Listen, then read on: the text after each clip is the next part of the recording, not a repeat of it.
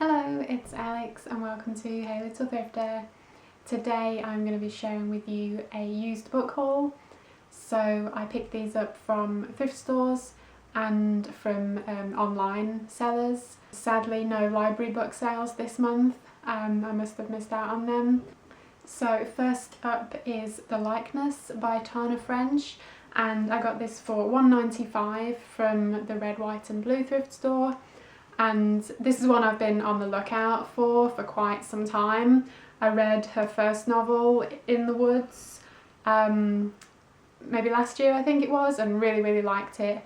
And this is the second one. I think I've mentioned this before. I've heard that you don't have to read them in order, but I just want to. So I've already picked up a couple of other ones in the series, but this is the second one, which was the one I wanted to read second. And yeah, so I've been looking for it for ages and saw it and was like, yes!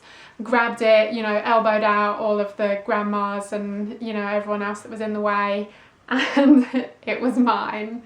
So yeah, I'm very excited to read this one, and yeah, I might even get to reading this one soon. Next up is just a fun one, and it's this Clue book, The Haunted Gargoyle. And I got this from a Goodwill, and I think it was only like 25 cents, 50 cents maybe. It was really cheap anyway.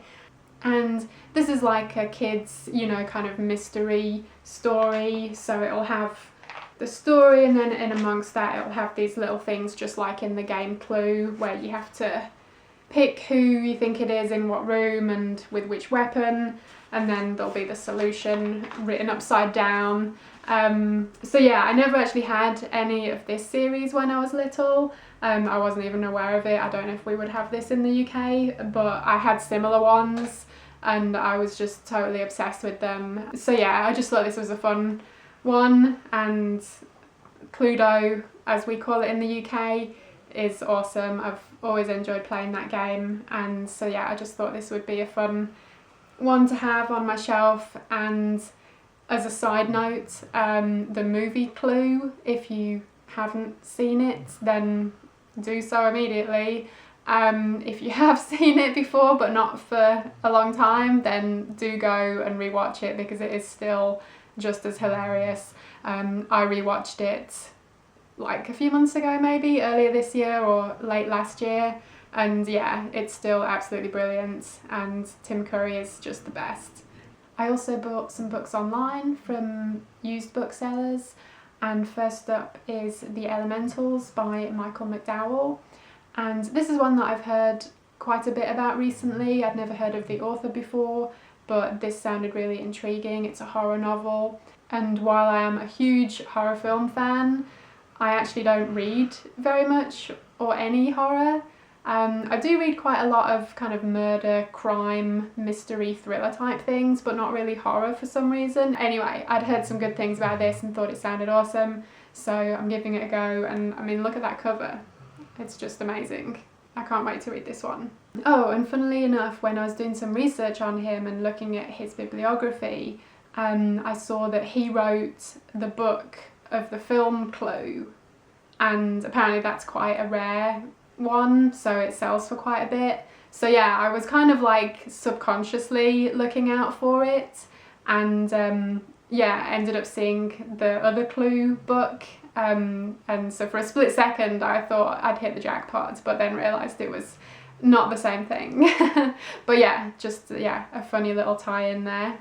Next up, by the same author actually, but under a pseudonym of his, Axel Young, I got Blood Rubies. This, and again, just look at this freaking cover, it's amazing. And the tagline for this one says, "Twin sisters unknown to each other until their identities crossed on the road to hell."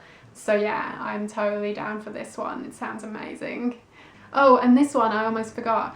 I took a picture of the inscription inside and posted it on Instagram recently, but it's it says, "To Shaggy, on your birthday, have fun and don't do anything I wouldn't do, Bonehead," which had me in absolute stitches. I just thought this was, yeah, a little piece of someone's history there, and I just thought it was hilarious. So yeah, I have no idea obviously who Shaggy or Bonehead are, but I'm sure they were brilliant, and I'm sure they had many hijinks together. Next up, feeding my only slightly guilty pleasure of my point horror addiction, I picked up The Forbidden Game #3, The Kill. I used to have, or still have in fact, 1 and 2, but I never bought #3 for whatever reason. I feel like I must have at least read #1 because then I bought #2, but I feel like maybe they came out around the time that I was kind of, you know, getting a bit older and losing interest in the point horror books, so maybe that's why I never got #3, but I don't even remember the storyline of them, so who knows. But I've heard that this trilogy actually holds up pretty decently, so I'd really like to reread them, or read them for the first time potentially. And again, yeah, these covers were just everything. I'm totally obsessed with them. This one is actually a little bit terrifying. And if you can hear any background noise like that, it's my dog snoring.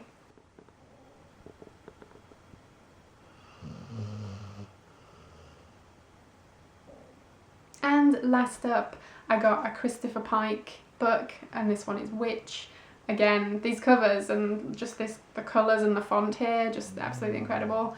And Christopher Pike was one of those authors that, having been obsessed with the point horror books when I was, you know, 11, 12, 13, I guess, Christopher Pike was kind of like the next level before you then reach like Stephen King and James Herbert and all of that. So he was kind of like that bridge in between the two.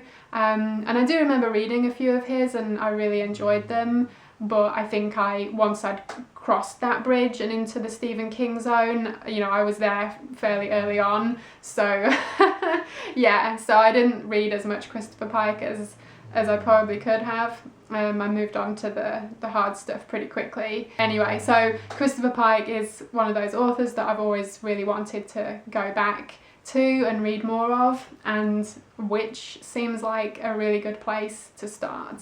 And I almost forgot to mention it, but an honourable mention goes to this book, which my sister gave to me for my birthday last month, and she got this from a charity shop back in the UK and sent it on to me, and it is The Irish Witch by Dennis Wheatley, and he wrote a couple of really famous ones like The Devil Rides Out and To the Devil a Daughter, which I think were made into Hammer horror films. It's a black magic story apparently, and it just looks amazing. And on the back it's even got a picture of the man himself looking very dapper in his suit there, and inside it is signed by the man himself.